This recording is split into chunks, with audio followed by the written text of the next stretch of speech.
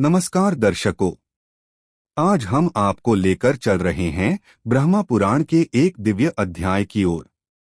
यह वह प्रसंग है जहां महर्षि गौतम ने भगवान शिव की अनन्य भक्ति करते हुए उनकी स्तुति से प्रसन्न कर गंगा को स्वयं शिव की जटाओं से पृथ्वी पर अवतरित कराया। यह वही क्षण है जब गौतमी गंगा, जिसे आज हम गोदावरी नदी के रूप में जानते हैं, समस्त लोकों का कल्याण करने हेतु अवतरित हुई। कैलाश पर्वत पर बैठे गौतम ऋषि की साधना, भगवान शंकर का प्रकट होकर वरदान देना, जटाओं से प्रकट हुई पावन गंगा का ब्रह्मगिरि पर प्रतिष्ठित होना और फिर गंगा का तीनों लोकों में प्रसार, ये सब दृश्य इस अध्याय को अद्भुत और अलौकिक बना देते हैं। आइए आरंभ करते हैं ब्रह्मा पुराण के इस पावन अध्याय की कथा। गौतम के द्वारा भगवान शंकर की स्तुति, शिव का गौतम को जटा स्थित गंगा का अर्पण तथा गौतमी गंगा का महात्म्य। ब्रह्मा जी कहते हैं, महामते, भगवान शंकर की जटा में जो दिव्य जल आकर स्थित हुआ उसके दो भेद हुए, क्योंकि उसे पृथ्वी पर उतारने वाले दो व्यक्ति थे। उस जल के एक भाग को तो व्रत, दान और समाधि में तत्पर रहने वाले गौतम नामक ब्राह्मण ने भगवान शिव की आराधना करके भूतल तक पहुंचाया, जो संपूर्ण लोक में विख्यात हुआ, तथा दूसरा भाग बलवान क्षत्रिय राजा भगीरथ ने इस पृथ्वी पर उतारा। इसके लिए उन्हें नियमों का पालन करते हुए तपस्या द्वारा भगवान शंकर की आराधना करनी पड़ी थी। इस प्रकार एक ही गंगा के दो स्वरूप हो गए। एक समय की बात है, महर्षि गौतम कैलाश पर्वत पर गए और मौन भाव से कुशा बिछाकर उस पर बैठे, फिर पवित्र होकर इस स्तोत्र का गान करने लगे। गौतम बोले, भोग की अभिलाषा रखने वाले जीवों को मनोवांछित भोग प्रदान करने के लिए पार्वती स्थित भगवान शंकर उत्तम गुणों से युक्त 8 विराट स्वरूप धारण करते हैं। इस प्रकार विद्वान पुरुष प्रतिदिन भगवान महादेव जी की स्तुति किया करते हैं।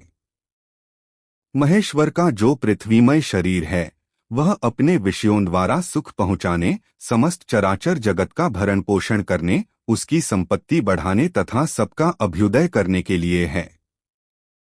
शांतिमय शरीर वाले भगवान शिव ने जगत की सृष्टि, पालन और संहार करने के लिए पृथ्वी के आधारभूत जल का स्वरूप धारण किया है। उनका वह लोक प्रतिष्ठित रूप सब लोगों को सुख पहुंचाने तथा धर्म की सिद्धि करने का भी हेतु है। महेश्वर, आपने समय की व्यवस्था करने, अमृत का स्रोत बहाने, जीवों की सृष्टि, पालन और संहार करने तथा प्रजा को मोह, सुख एवं उन्नति का अवसर देने के लिए सूर्य, चंद्रमा तथा अग्नि का शरीर धारण किया है। ईश, आपने जो वायु का रूप ग्रहण किया है, उसमें भी एक रहस्य है। सब लोग प्रतिदिन बढ़े, चलें, फिरें, शक्ति का उपार्जन करें, अक्षरों का उच्चारण कर सकें, जीवन कायम रहे और अनेक प्रकार के आमोद प्रमोद की सृष्टि हो, इसीलिए आपका वह रूप है। भगवन, इसमें तनिक भी संदेह नहीं कि अपने आप को आप ही ठीक ठीक जानते हैं। भेद अवकाश के बिना न कोई क्रिया हो सकती है, न धर्म हो सकता है, न अपने या पराये का बोध होगा, न दिशा, अंतरिक्ष, द्युलोक, पृथ्वी तथा भोग और मोक्ष का ही अंतर जान पड़ेगा। आत्म महेश्वर, आपने यह आकाश रूप ग्रहण किया है। धर्म की व्यवस्था करने का निश्चय करके आपने ऋग्वेद, सामवेद, यजुर्वेद, उनकी शाखाओं और शास्त्रों का विभाग किया है तथा लोक में भी इसी उद्देश्य से गाथाओं, स्मृतियों और पुराणों का प्रसार किया है। ये सब शब्द स्वरूप ही हैं। शंभो, यजमान, यज्ञ, यज्ञों के साधन, ऋत्विक, यज्ञ का स्थान, फल, देश और काल, ये सब आप ही हैं। आप ही परमार्थ तत्व हैं। विद्वान पुरुष आपके शरीर को यज्ञांगमय बतलाते हैं। केवल वाग्विलास करने से क्या लाभ? कर्ता, दाता, प्रतिनिधि, दान, सर्वज्ञ, साक्षी, परम पुरुष, सबका अंतरात्मा तथा परमार्थ स्वरूप, सब कुछ आप ही हैं। भगवन, वेद, शास्त्र और गुरु भी आपके तत्व का भली भांति उपदेश नहीं कर सके हैं। निश्चय ही आप तक बुद्धि आदि की भी पहुंच नहीं है। आप अजन्मा, अप्रमेय और शिव शब्द से वाच्य हैं। आप ही सत्य हैं। आपको नमस्कार है। किसी समय भगवान शिव ने अपनी प्रकृति को इस भाव से देखा कि यह मेरी संपत्ति है, उसी समय वे एक से अनेक हो गए, विश्वरूप में प्रकट हो गए। वास्तव में उनका प्रभाव अतर्क्स और अचिंत्य है। भगवान शिव की प्रिया शिवा देवी भी नित्य हैं। भगवान शंकर में उनका भाव, हार्दिक अनुराग पूर्ण रूप से बढ़ा हुआ है। वे इस भव संसार की उत्पत्ति में स्वयं कारण हैं तथा सर्वकारण महेश्वर के आश्रित हैं। शिवा समस्त शुभ लक्षणों से संपन्न तथा विश्वविधाता शिव की विलक्षण शक्ति हैं। संसार की उत्पत्ति, स्थिति, अन्न की वृद्धि तथा लय सनातन भाव जहाँ होते रहते हैं, वह एकमात्र पार्वती देवी का ही स्वरूप है। वे भगवान शंकर की प्राणवल्लभा हैं। उनके लिए कुछ भी असाध्य नहीं है। समस्त जीव जिनके लिए अन्नदान देते और तपस्या करते हैं, वे जगत जननी माता पार्वती ही हैं। उनकी उत्तम कीर्ति बहुत बड़ी है। वे शिव की प्रियतमा हैं। इंद्र भी जिनकी कृपा दृष्टि चाहते हैं, जिनका नाम लेने से मंगल की प्राप्ति होती है, जो संपूर्ण विश्व में व्याप्त हो इसे निर्मल बनाती हैं, वे भगवती उमा ही हैं। उनका रूप सदा चंद्रमा के समान ही मनोरम है। जिनके प्रसाद से ब्रह्मा आदि चराचर जीवों की बुद्धि, नेत्र, चेतना और मन में सदा सुख की प्राप्ति होती है, वे जगतगुरु शिव की सुंदरी शक्ति शिवा वाणी की अधीश्वरी हैं। आज ब्रह्मा जी का भी मन मलिन हो रहा है, फिर अन्य जीवों की तो बात ही क्या। यह सोचकर जगन्माता उमा ने अनेक उपायों से संपूर्ण जगत को पवित्र करने के लिए गंगा का अवतार धारण किया है। श्रुतियों को देखकर तथा सब प्रमाणों से भगवान शंकर की प्रभुता पर विश्वास करके लोग जो धर्मों का अनुष्ठान करते और उनके फलस्वरूप जो उत्तम भोग भोगते हैं, यह भगवान सदाशिव की ही विभूति है। वैदिक अथवा लौकिक कार्य, क्रिया, कारक और साधनों का जो सबसे उत्तम एवं प्रिय साध्य है, वह अनादिकर्ता शिव की प्राप्ति ही है। जो सर्वश्रेष्ठ ब्रह्मा, परप्रधान, सारभूत और उपासना के योग्य है, जिसका ध्यान तथा जिसकी प्राप्ति करके श्रेष्ठ योगी पुरुष मुक्त हो जाते, पुनः संसार में जन्म नहीं लेते, वे भगवान उमापति ही मोक्ष हैं। माता पार्वती। भगवान शंकर जगत का कल्याण करने के लिए जैसे जैसे अपार मायामय रूप धारण करते हैं, वैसे तुम भी उनके योग्य रूप धारण करती हो। इस प्रकार तुम में पातिव्रत्य जागृत रहता है। गौतम जी के इस प्रकार स्तुति करने पर वृषभांकित ध्वजा वाले साक्षात भगवान शिव उनके सामने प्रकट हुए और प्रसन्न होकर बोले, गौतम, तुम्हारी भक्ति, स्तुति तथा उत्तम व्रत से मैं बहुत संतुष्ट हूँ। मांगो, तुम्हें क्या दूं? जो वस्तु देवताओं के लिए भी दुर्लभ हो, वह भी तुम मांग सकते हो। गौतम ने कहा, जगदीश्वर, समस्त लोकों को पवित्र करने वाली इन पावन देवी को, जो आपकी जटा में स्थित और आपको परम प्रिय हैं, ब्रह्मगिरि पर छोड़ दीजिए। ये समुद्र में मिलने तक सबके लिए तीर्थरूप होकर रहें। इनमें स्नान करने मात्र से मन, वाणी और शरीर द्वारा किए हुए ब्रह्महत्या आदि समस्त पाप नष्ट हो जाए।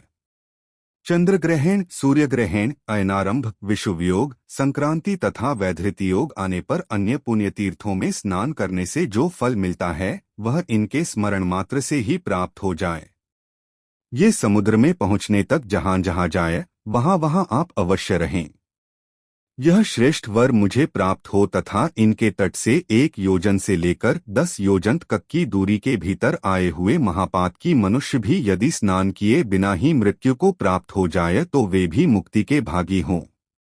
ब्रह्मा जी कहते हैं, गौतम की यह बात सुनकर भगवान शंकर बोले, इससे बढ़कर दूसरा कोई तीर्थ न तो हुआ है न होगा। यह बात सत्य है, सत्य है, सत्य है, और वेद में भी निश्चित की गई है कि गौतमी, गंगा, गोदावरी सब तीर्थों से अधिक पवित्र हैं। यूं कहकर वे अंतर्धान हो गए। लोक पूजित भगवान शिव के चले जाने पर गौतम ने उनकी आज्ञा से जटासहित सरिताओं में श्रेष्ठ गंगा को साथ ले देवताओं से घिरकर ब्रह्मगिरि में प्रवेश किया। उस समय महाभाग महर्षि, ब्राह्मण तथा क्षत्रिय भी आनंदमग्न होकर जय जयकार करते हुए ब्रह्मर्षि गौतम की प्रशंसा करने लगे। पवित्र एवं संयत चित्त वाले गौतम ने जटा को ब्रह्मगिरि के शिखर पर रखा और भगवान शंकर का स्मरण करते हुए गंगा जी से हाथ जोड़कर कहा, 3 नेत्रों वाले भगवान शिव की जटा से प्रकट हुई माता गंगा, तुम सब अभीष्टों को देने वाली और शांत हो। मेरा अपराध क्षमा करो और सुखपूर्वक यहाँ से प्रवाहित होकर जगत का कल्याण करो। देवी, मैंने तीनों लोकों का उपकार करने के लिए तुम्हारी याचना की है और भगवान शंकर ने भी इसी उद्देश्य की सिद्धि के लिए तुम्हें दिया है। अतः हमारा यह मनोरथ असफल नहीं होना चाहिए। गौतम का यह वचन सुनकर भगवती गंगा ने उसे स्वीकार किया और अपने आप को 3 स्वरूपों में विभक्त करके स्वर्गलोक, मर्त्यलोक एवं रसातल में फैल गईं। स्वर्गलोक में उनके 4 रूप हुए, मर्त्यलोक में वे 7 धाराओं में बहने लगीं तथा रसातल में भी उनकी 4 धाराएं हुईं। इस प्रकार एक ही गंगा के 15 आकार हो गए। गंगा देवी सर्वत्र हैं, सर्वभूत स्वरूपा हैं, सब पापों का नाश करने वाली तथा संपूर्ण अभीष्ट वस्तुओं को देने वाली हैं। वेद में सदा उन्हीं के यश का गान किया जाता है। जिनकी बुद्धि अज्ञान से मोहित है, वे मर्त्यलोक के निवासी समझते हैं कि गंगा केवल मर्त्यलोक में ही हैं, पाताल अथवा स्वर्ग में नहीं हैं। भगवती गंगा जहां तक पहुंचकर सागर में मिली हैं, वहां तक वे देवमयी मानी गई हैं। महर्षि गौतम के छोड़ने पर वे पूर्व समुद्र की ओर चली गईं। उस समय देवर्षियों द्वारा सेवित कल्याणमयी जगन माता गंगा की मुनिश्रेष्ठ गौतम ने परिक्रमा की। इसके बाद उन्होंने देवेश्वर भगवान त्र्यंबक का पूजन किया। उनके स्मरण करते ही करुणा सिंधु भगवान शिव वहां प्रकट हो गए। पूजा करके महर्षि गौतम ने कहा, देव महेश्वर, आप संपूर्ण लोकों के हित के लिए मुझे इस तीर्थ में स्नान करने की विधि बताइए। भगवान शिव बोले, महर्षि, गोदावरी में स्नान करने की संपूर्ण विधि सुनो। पहले नांदीमुख श्राद्ध करके शरीर की शुद्धि करे, फिर ब्राह्मणों को भोजन कराए और उनसे स्नान करने की आज्ञा ले। तदंतर ब्रह्मचर्य का पालन करते हुए गोदावरी नदी में स्नान करने के लिए जाएं। उस समय पतित मनुष्यों के साथ वार्तालाप न करे। जिसके हाथ, पैर और मन भली भांति संयम में रहते हैं, वही तीर्थ का पूरा फल पाता है। भावदोष, दुर्भावना का परित्याग करके अपने धर्म में स्थिर रहे और थके मांदे पीड़ित मनुष्यों की सेवा करते हुए उन्हें यथायोग्य अन्न दे। जिनके पास कुछ नहीं है, ऐसे साधुओं को वस्त्र और कंबल दे। भगवान विष्णु की तथा गंगा जी के प्रकट होने की दिव्य कथा सुने। इस विधि से यात्रा करने वाला मनुष्य तीर्थ के उत्तम फल का भागी होता है। गौतम, गोदावरी नदी में 2-2 हाथ भूमि पर तीर्थ होंगे। उनमें मैं स्वयं सर्वत्र रहकर सबकी समस्त कामनाओं को पूर्ण करता रहूंगा। सरिताओं में श्रेष्ठ नर्मदा अमरकंटक पर्वत पर अधिक उत्तम मानी गई हैं। यमुना का विशेष महत्व उस स्थान पर है जहां वे गंगा से मिली हैं। सरस्वती नदी प्रभास तीर्थ में श्रेष्ठ बताई गई हैं।